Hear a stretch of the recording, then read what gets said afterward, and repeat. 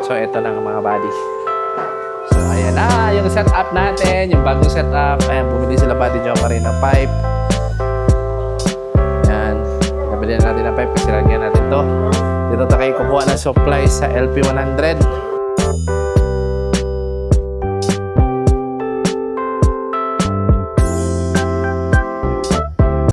Yo, what's up mga buddy? Welcome back sa ating channel. For today's video is Manggagapi Farm update na naman tayo dito mga buddy sa taas. Sa second floor. So ito na yung mga isda natin dito mga buddy. Ayan. So meron na tayo iba't ibang variety dito ng mga fry. Meron tayo ditong Moscow which is EBM to mga buddy. Itim. So malalaki na. Ayan. Meron din tayong YKC. Ito yung first batch ng YKC natin na anak doon sa binili natin kay Elite Guppies. Ayan, Elite Guppy line. So meron na yung paanak. Dito naman Wild Red. Teka, may tumatawag. Saglit lang. Ano yung tumatawag sa atin? Balik tayo. Wala lang pala yan. So meron din dito Wild Red na kauli. Ayan, malalaki na. Yung fry na hindi natin nakuha last time. Ito na sila mga baliho. Malalaki na. Ayan, dito Wild Red din. So hindi muna natin ito ginalaw kasi balak natin palakihin muna bago natin i-breed. Kukuha lang tayo ng mga ilang pairs para i-breed natin dun sa planggana. And para mas marami tayong produce mga buddy. Dito na rin kayo kukuha ng mga pang-breed. Yung mga sobrang female natin at male. Diyan natin kukuhanin.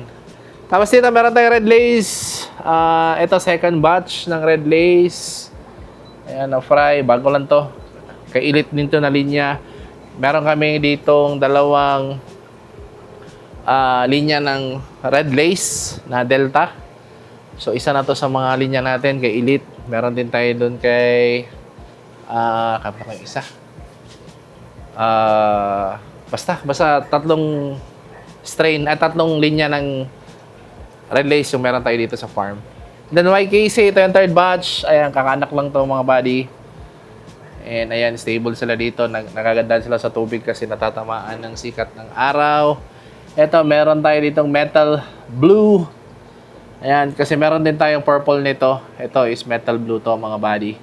Half metal. Ayan, galing dito kay Elite at napakadaming anak mga buddy. Ayan.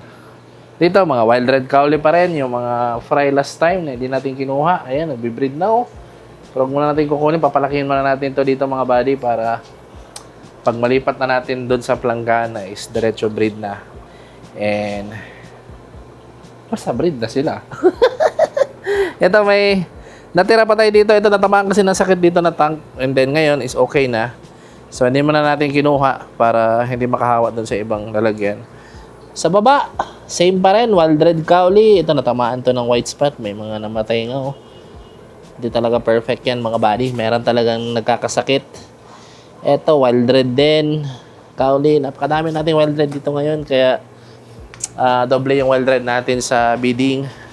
And then, dito, meron tayo ditong AFR. Ayan, albino full red. Pero, I think, konti lang. Yung paanak dito siguro mga 10 lang yan. And buti pa yung magna dumami. Ayun yung magna natin. Oh, napakadami ng magna. Ang anak na dito sa loob. Ito YKC na second batch. Ito yung second batch ng YKC natin na Delta. Yellow King Cobra. Yan, second batch. Medyo malaki-laki na. Ayan. Ito, wild red na Delta to mga buddy Dito, round tail, wild red Delta. Nag-order din kasi tayo kay Elite ng Delta. So ito, pwede itong ma-show na wild red. Iba dun sa kauli natin. So para siyang AFR na itim yung mata. Ito, Moscow na itim. Itim din. Hindi pala. Purple to na Moscow na galing din kay Elite. Hindi pala. Galing palang Iligan to mga buddy. So ito yung paanak nila. Moscow. Sa baba, puro wild red na yan nandyan. Ayan, wild red. Ito, wild red. Liliit pa lang. Kaya hindi mo na natin kinuha. Ayan, ito, pwede na nga ito masilik, oh. So, move forward tayo. Dito naman tayo sa, ayan, metal blue din. Tulad yan, metal blue. Ito yung, I think, first batch to kasi malalaki na. Ayan, oh. So, malalaki na siya. Teka, tingnan natin, ha. Pailawan natin para makita yung mga body. Ayan, oh. So, ayan, malalaki na. Dito, AFR. Ayan, may kalakihan na din yung AFR natin. Yan yung first batch na AFR. Dito, HB Pastel. Ayan. HB Pastel yan. BOS line yan, mga buddy. At nabigyan tayo niyan. Ay, hindi pala. Bumili pala tayo niyan. Binili pala natin yan. Ito, first batch ng red lace na Delta. Ito yung first batch na makina. Actually, meron na kaya tayong nakuha ditong mga male. Ribbon jeans to mga body, kaya merong ribbon dyan, oh. Yan, first batch ng red lace. Dito sa kabila naman, puro wild red na to. Ayan, mga nagsilakihan na yung mga dating fry nung last week. Ito, red lace na first batch. Ibang female yata to na red lace. Non-ribbon naman to mga body. Ito, bluegrass. Ayan, galing din to kay Elite na bluegrass. Hindi ko alam kung ano to. Baka bluegrass din to. Hinati lang. So, hinati lang sa dalawa kasi napakadami ng fry. At maliliit pa talaga sila mga body kasi day old pa lang to. I think kahapon pa to ng anak. Kaya, sineparate natin kasi napakadami. So, baba tayo. Papakita ko sa inyo yung last video natin na binili natin na planggana and yung patungan ng plastic ng Coke. Ay, ng soft drinks pala yung mga litro. So, ito na mga body. So, ayan na yung setup natin. Yung bagong setup. Ayan, bumili sila body Jomari ng pipe. Ayan. Pinabili na natin ng pipe kasi lagyan natin to. Dito tayo kukuha ng supply sa LP100. Ayan, dito. Meron tayong LP100 dito. Para dito sa mga tanks. Yung total of tanks dito na sa around 140 pieces yung tank dito. Kasama na yung, hindi pa kasama yung mga planggana natin na 20 pieces. So, around 160 na to. Meron pang naka-series dito na ref tub and isang planggana na yung laman is Moscow. Ayan, Blue Moscow yan. Kailangan natin. Ayan, Blue Moscow na breeder. Napakalaking breeder, oh. So, ito, preparation para sa mga fry. Kung na-remember nyo dito sa page natin, ay sa Facebook account, ay sa YouTube pala na yung dating setup natin is dito. Binalik lang natin ulit dito mga buddy. Dito yung mga dating tank natin. Ang maliliit. Ngayon malalaki na yung tank. And then yung planggana setup is ito pa rin yung setup natin. Binalik na natin dito mga buddy. Ayan. So walang plano yan na maglagay tayo dito. Pero ayun nga. Iba yung nabili natin. Instead na ref tub.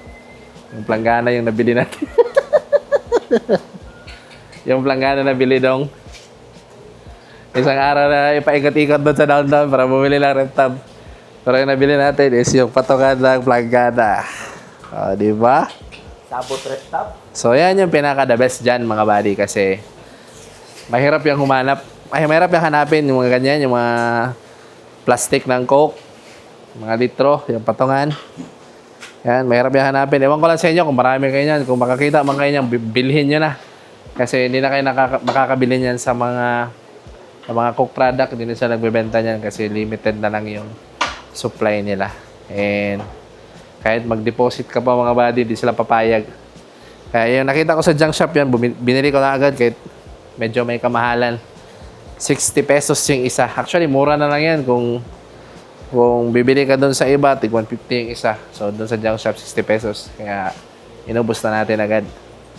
Yan, 20 pieces yan, mga buddy. So, mabilis ang ROI yan kasi 60 pesos tapos 100 pesos yung planggana. A total of 160. Meron ka na lalagyan ng isda. So, total of times 20. So, 3,200. So, ganyan yung nagastos natin yan. 3,200 para sa ganitong setup. 20 pieces na planggana. So, bukas ROI na yan. Isang araw na bidding na, ROI na. So, ganun yung kagandahan ng mga planggana mga buddy. Kasi mura na, malaki pa. Ayan o. So, lagay na lang natin 2 days kasi meron pa tayong gagastusin sa piping.